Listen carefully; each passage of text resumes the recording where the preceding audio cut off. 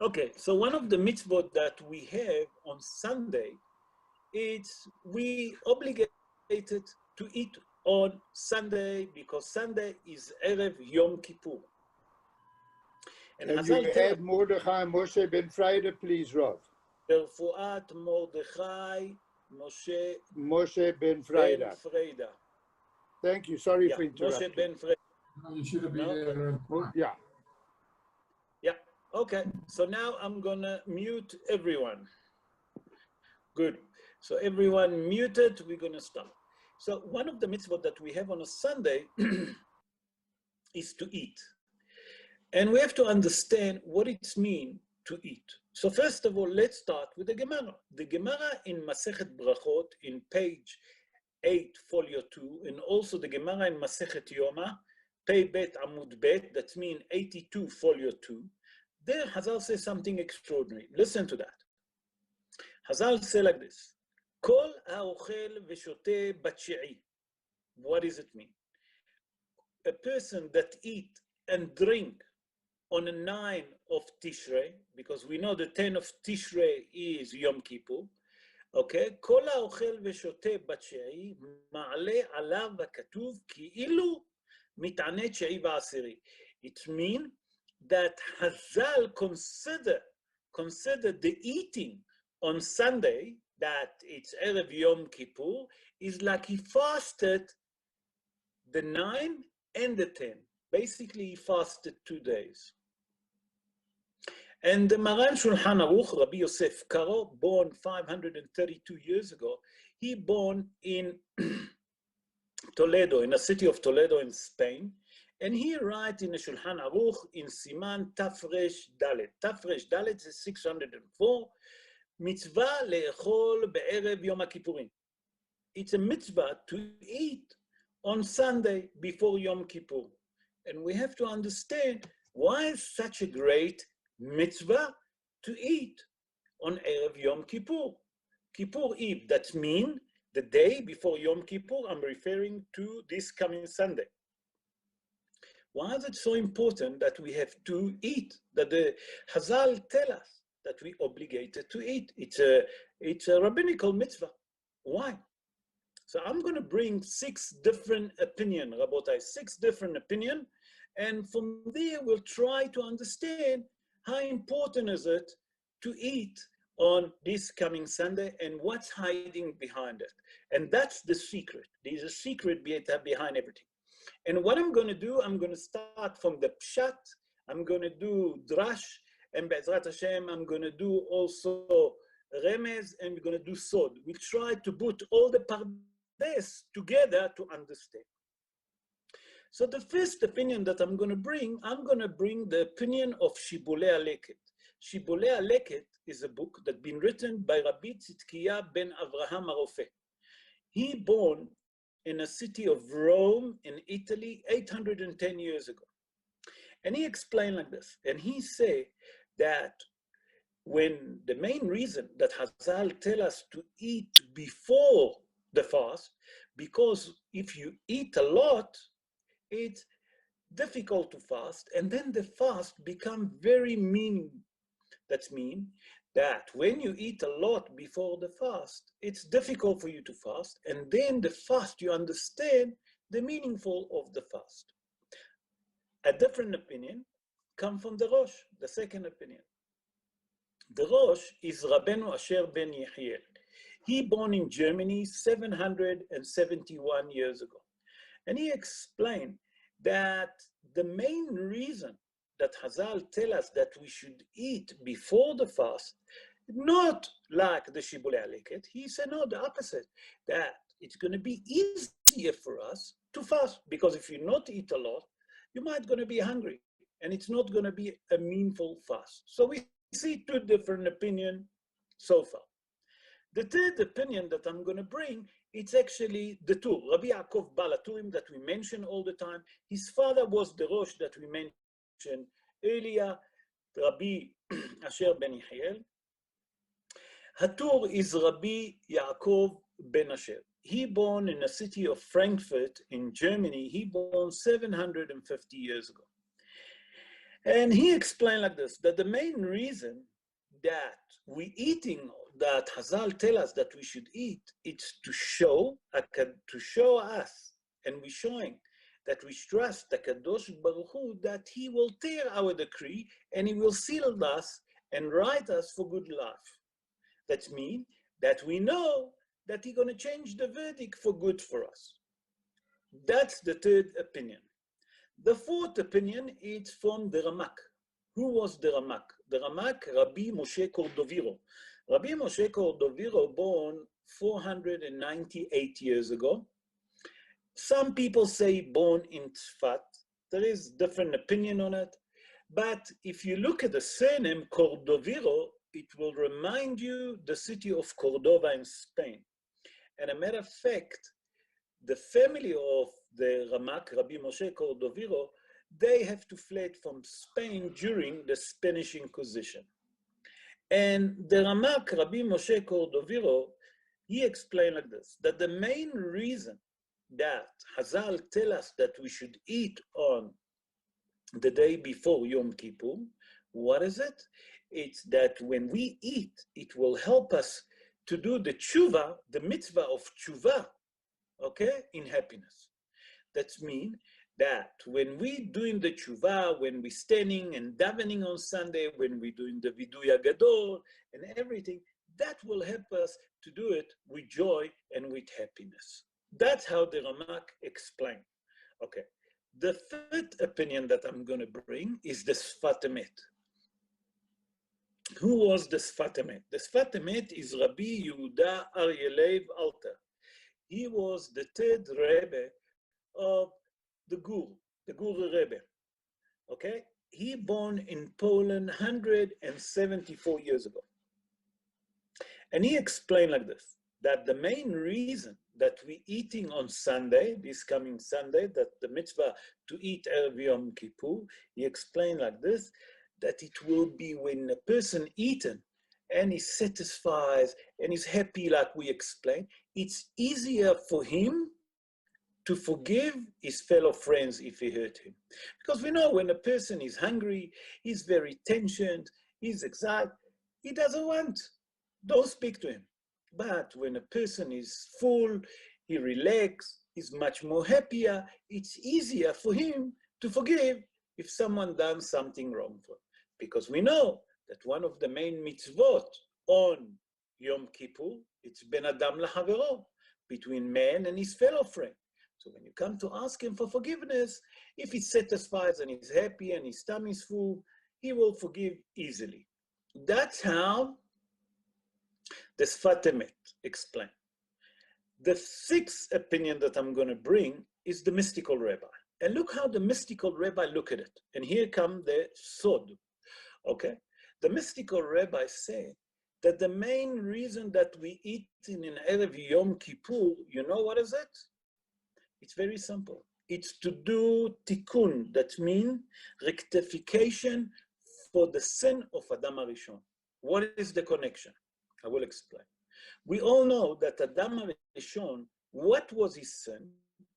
He eaten from what? From Eitz HaDaat, from the tree of knowledge. HaKadosh Baruch Hu told, Mikol Eitz HaGan tuchal, from all the tree in Garden of Eden, you're allowed to eat, except from the tree of knowledge. And we know that Adam HaRishon, it's a secret behind it, why he eat, it's not for now, but he eaten from the tree of knowledge.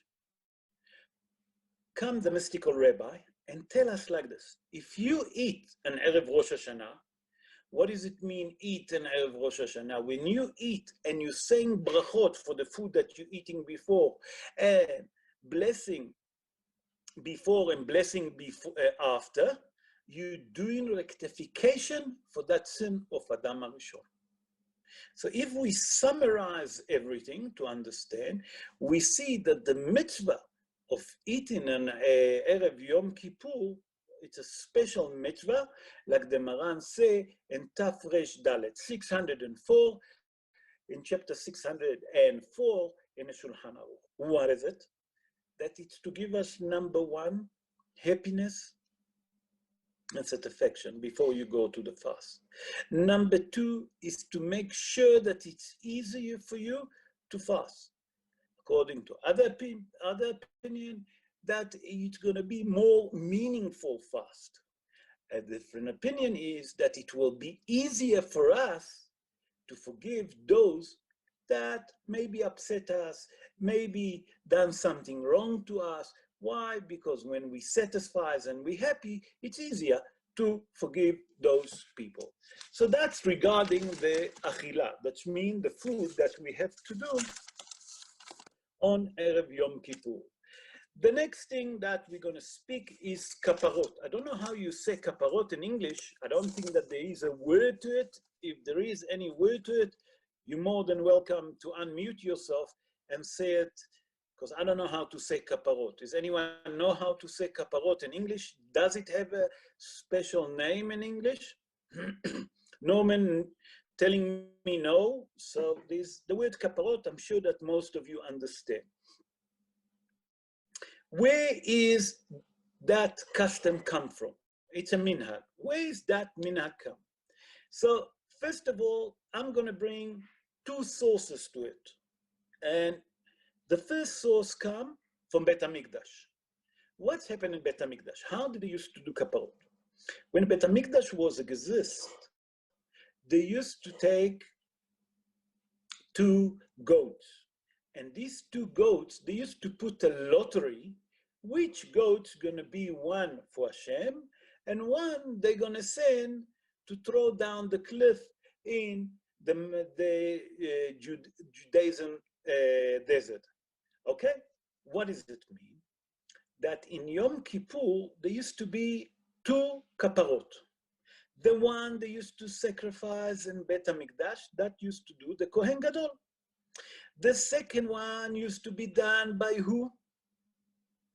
By Ish Iti. Ish Iti, it was a special man that used to, Rashi and the Mefarshim explain different name, what it means Ish Iti, that he used to take it to the desert, Judaism desert, and he used to throw that goat from the top of the cliff until he died.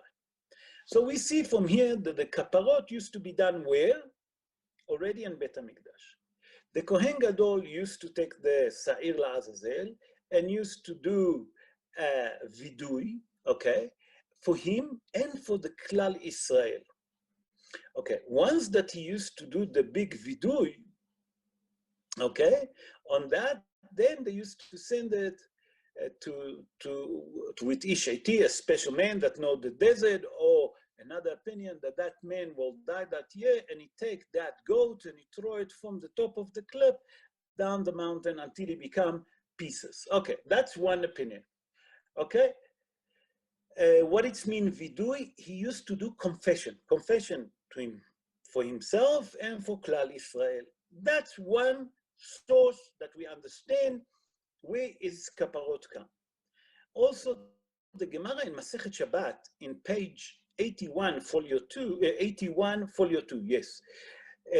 There, Hazal tell us something extraordinary. And Rashi bring the explanation. There, on a word, por pisa. What does it mean, por pisa? Rashi explain. Rashi say, and he bringing it in the name of the Mekubalim. Rashi, it's Rabbi Shlomo Yitzhaki. He born in a city of Troa in the north of France. He born 980 years ago. And there he explained that in their time, it used to be a custom that they used to take a wicker basket. What does it mean, a wicker basket? Everyone know what is a wicker. They used to take sand and they used to put with it the manure of the animal, and they used to take that 2 weeks before Rosh Hashanah. And they used to plant inside that basket, okay? They used to plant what we call today beans, okay? And it takes 2 weeks for those beans to start growing. And when those beans used to grow in Rosh Hashanah, they used to take it and they used to turn it over their head Okay, 7 times. And they used to say, Ze tahat ze, that's underneath that. And not only that, they used to say, Ze halifati, and etc. And after they finished, they used to throw it down the Nile. Okay. So we see that the source, the main source for kaparot, number 1 came from Bet HaMikdash, number 2 from the Gemara, that Hazal mentioned it 2,500 years ago, because that's when the Gemara been written. What do we do today? Today, these 2 different manners that we do kaparot. The one manner of kaparot, as you all know, I'm sure that some of you even saw or heard about it, it's the kaparot with the chicken or with the rooster. And that's a Kabbalistic minhag, it's a Kabbalistic custom that's been mentioned by Ari HaKadosh in his book in Sha'ar HaKavanot. Ari HaKadosh, it's Rabbi Yitzhak Luria. He born in Tzfat 486 years ago. He bring it in his book Sha'ar HaKavanot. By the way, also Hashalah HaKadosh. Hashalah HaKadosh, that's Rabbi Yeshaya Levy Horowitz. He born in the city of Prague in Czechoslovakia. He born 463 years ago. He also bring this minhag that they take a rooster for a male and a chicken for a female, and they put it around the head 3 times, and they say, Ze halifati, ze tmurati, ze kaparati. Ado, the Maran Shulchan Aruch. The Maran Shulchan Aruch, it's Rabbi Yosef Karo. He born in a city of Toledo in Spain 532 years ago. And he say like this, and he say in chapter 605, Limnoa minhag ze, he say to refrain from doing that minhag, to take chicken or rooster and to do it over the head, because he say, Bechukotehem lo telechu. That means that that's the custom of the Goyim, and you should refrain from doing it. And we know that today, most of the world actually given money. They're doing it with money, and that money go to Talmidei Chachamim. That means people that they don't have money, and people that need, we use that money. Okay, that's on a simple. How we should do that, and that's very, very important. And there is a mystical secret here that you have to understand. So we have to understand something very important. That in it, we have to understand that we have what we call on that kind of a kaparot, there is a mystical thing we have to understand. Number 1, when you take the money in your hand, when you turn it over your head or someone else's head, you have to do it anti-clockwise. That means from left to right. Okay, that's very important. From your left to your right, anti-clockwise. Okay, now also we have to understand that when you're doing it, most of the mahzorim, it say like this. That it say there, Ze halifati, temurati, kaparati. And people mustn't say, Ze halifati, Ze temurati, Ze kaparati. The word Ze you mention once, you don't mention it anymore. You mention it in the beginning, and then the 3 words, halifati, temurati, kaparati, you don't add up the word Ze. Why? The mystical rabbi explained that the acronym letters that come from the 3 words halifati, murati, kaparati, there is a special holy name, okay, that het, taf, chaf, it's a special holy name that we're not allowed to mention it. That name, what is its job? That name is actually slicing, cutting the judgment that we have against us, and it brings abundance and prosperity and livelihood to us. By that if you, has v'shalom, adding up the word let, the word le, there between them, you're actually changing the meaning, the secret meaning behind it. I repeat again.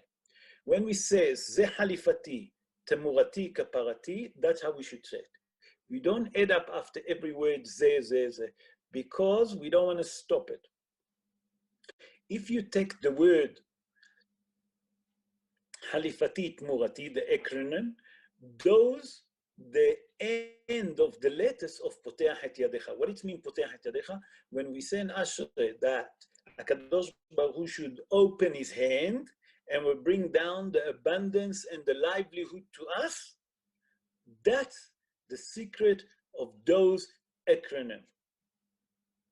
So now we understand how important is the kaparot. I'll give time after that if you have for question.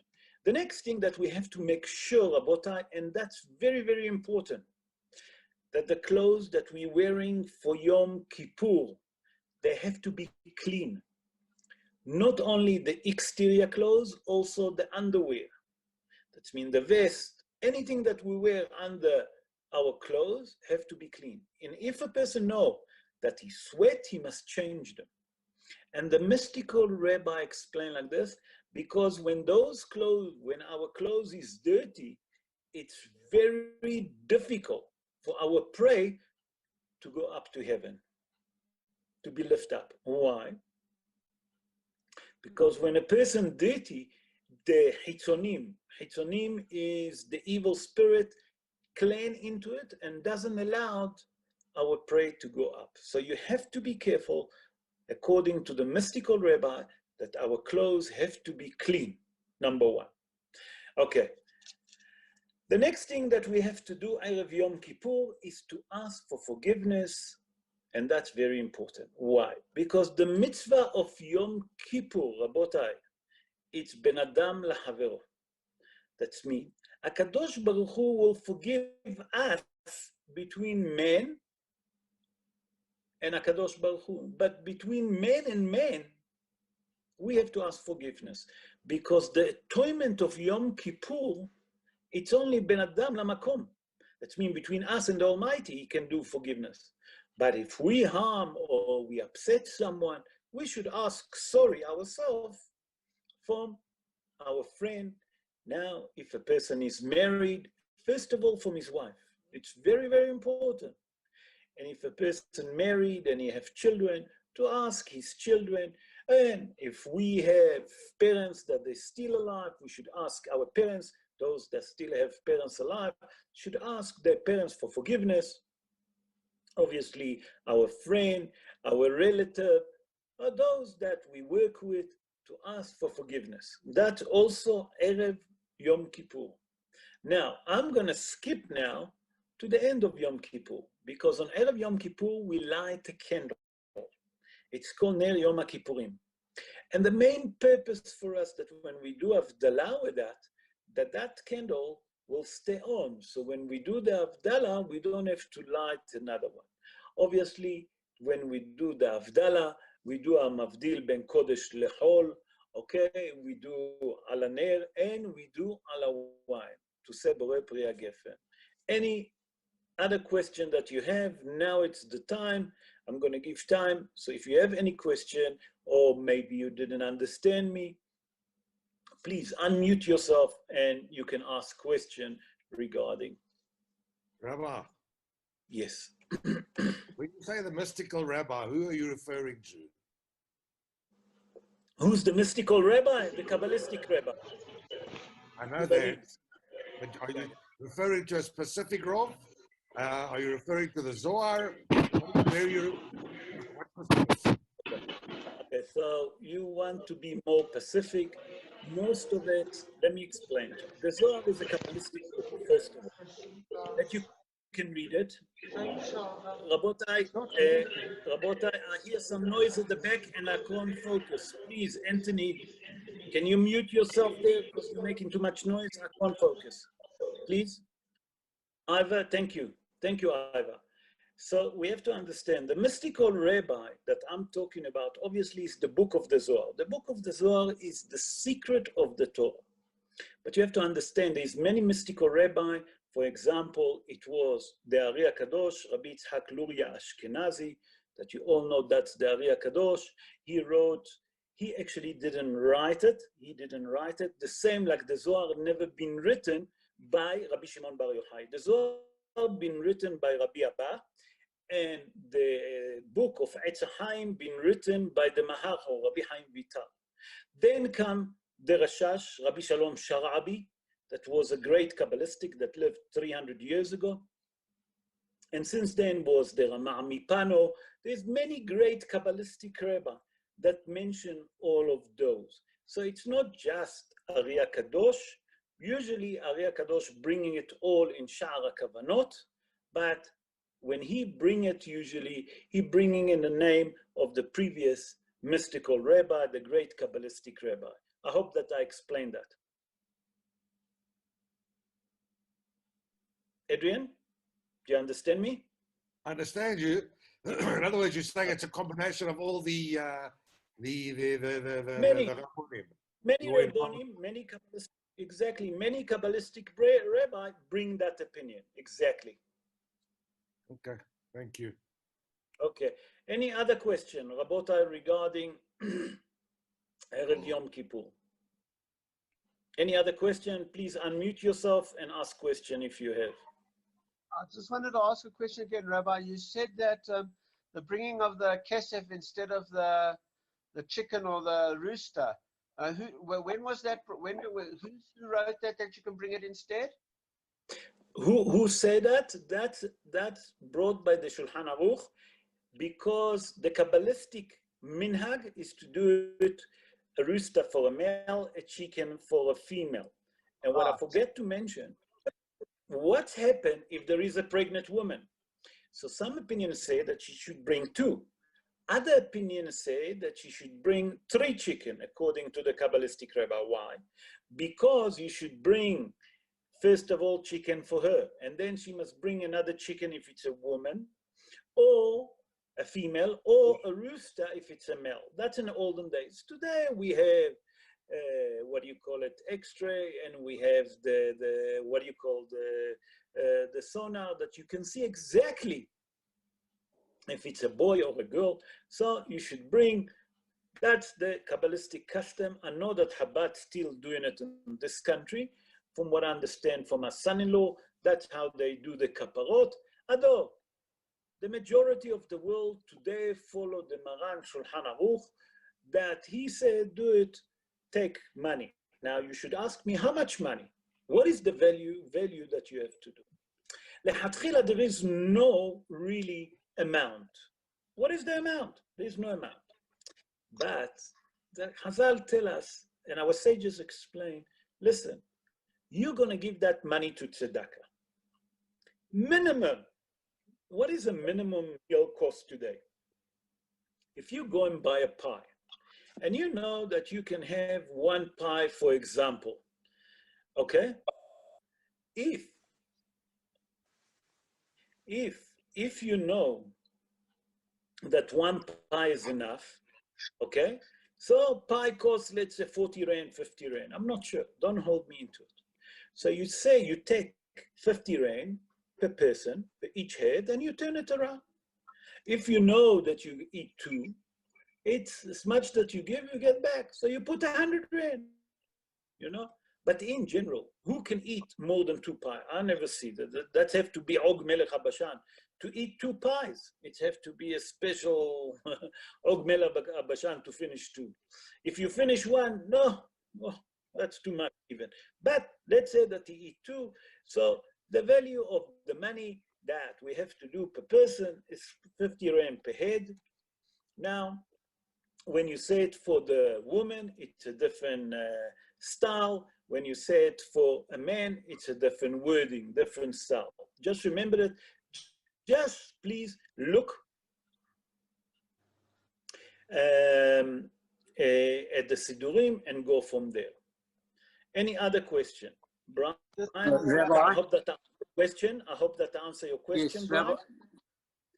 Rabbi, you have to have hold the money in your hand and you turn it around your head 3 times. Am I correct? Yes, Yes, anti-clockwise. Remember, Anti-clockwise. Correct. Our tradition and you can was do it for your wife. You can do it for your wife.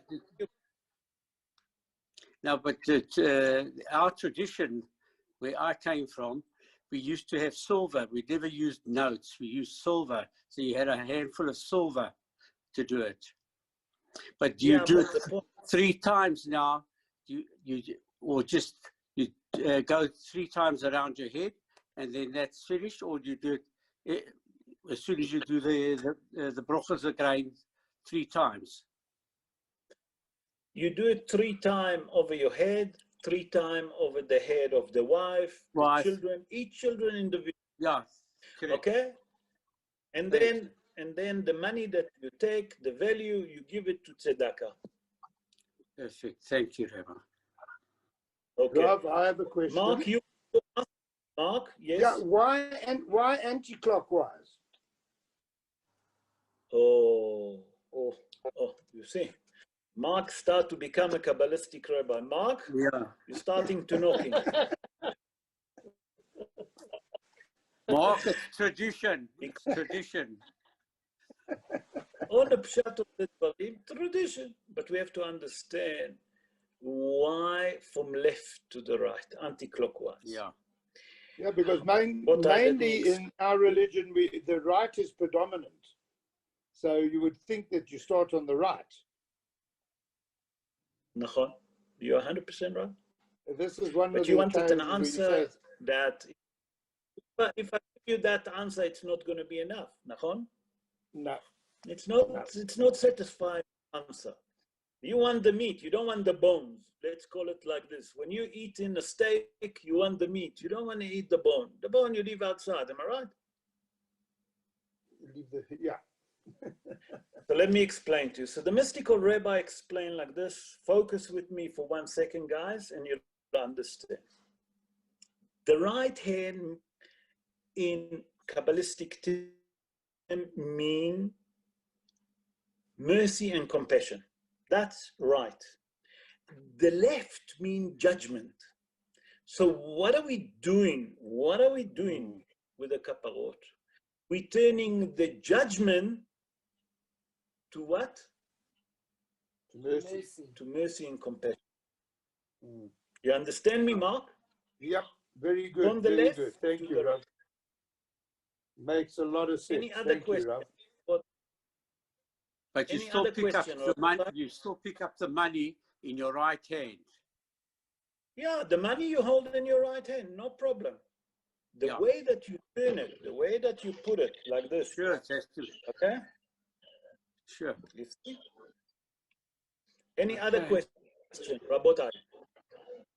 Hello? Yes, Anthony. How are you? All right, how are you? Thank you. Is it the mincha on Sunday? What is this special mincha on Sunday? Can you talk about it a bit? You want me to speak about the mincha of Sunday? Okay. So on mincha on Sunday, we do vidui agadol. What it means vidui agadol that we do on Sunday? That's what Anthony asked. Nachon, Anthony? Yes. That's what you asked. What is it? Hazal tell us that we should daven mincha earlier. Why do we have to do vidui agadol earlier? Why not just mincha and mariv straight? No.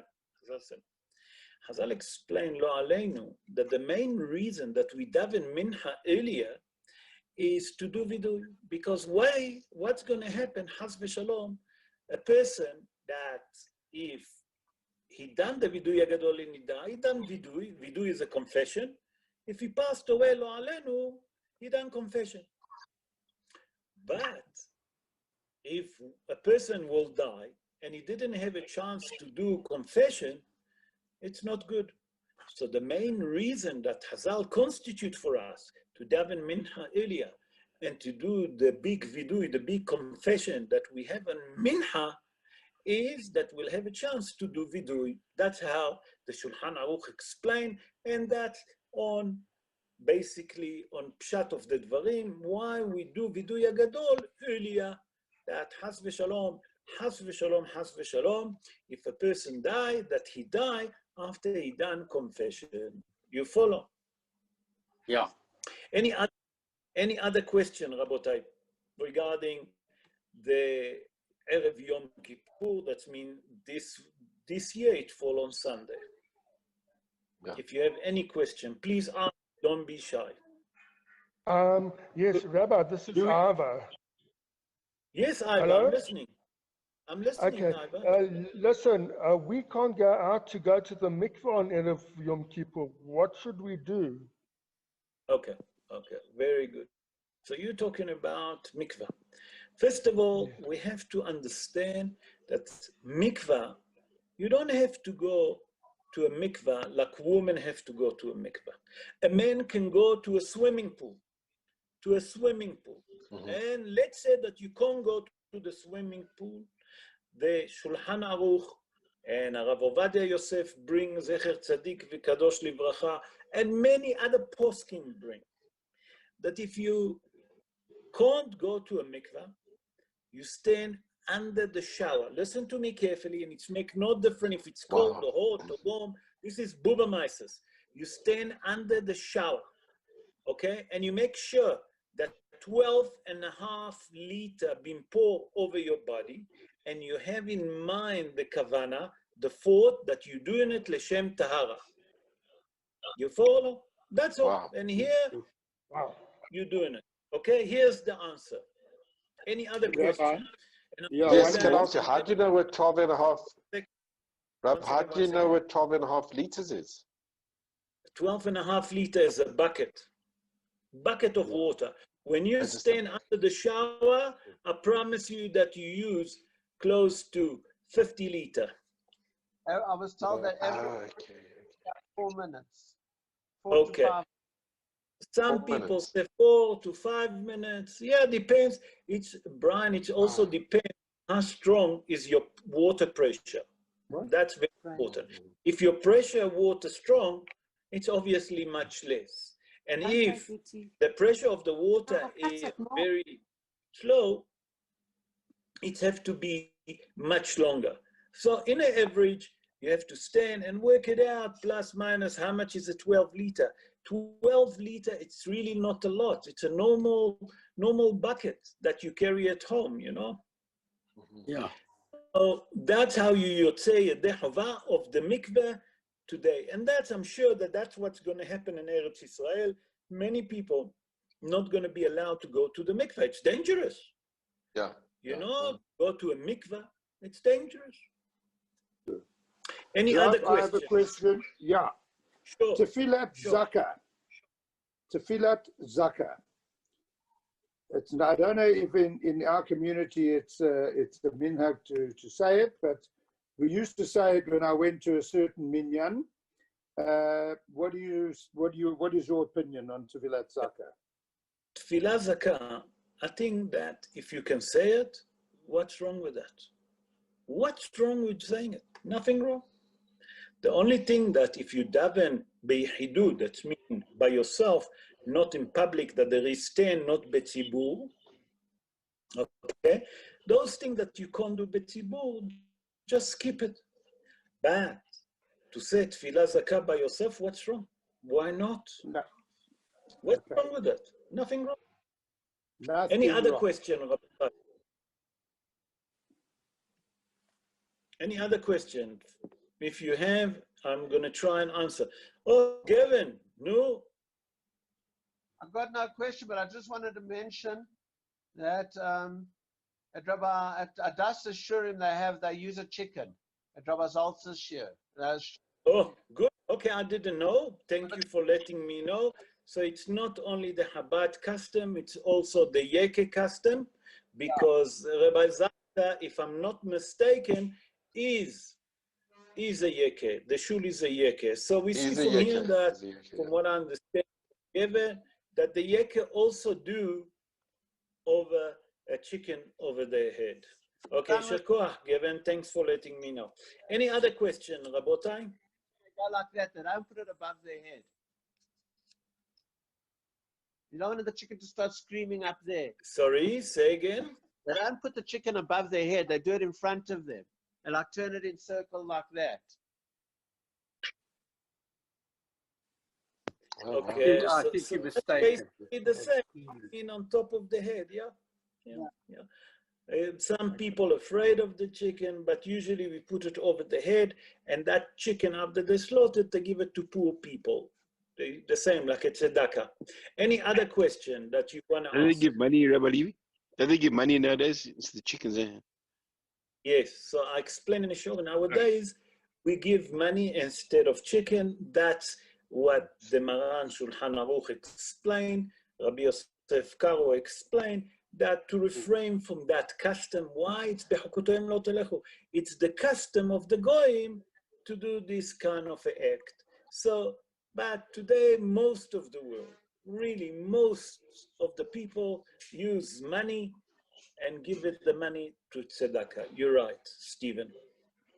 Yes. Any other question, Rabota, that you want to ask regarding Sunday, Erev, Yom Kippur?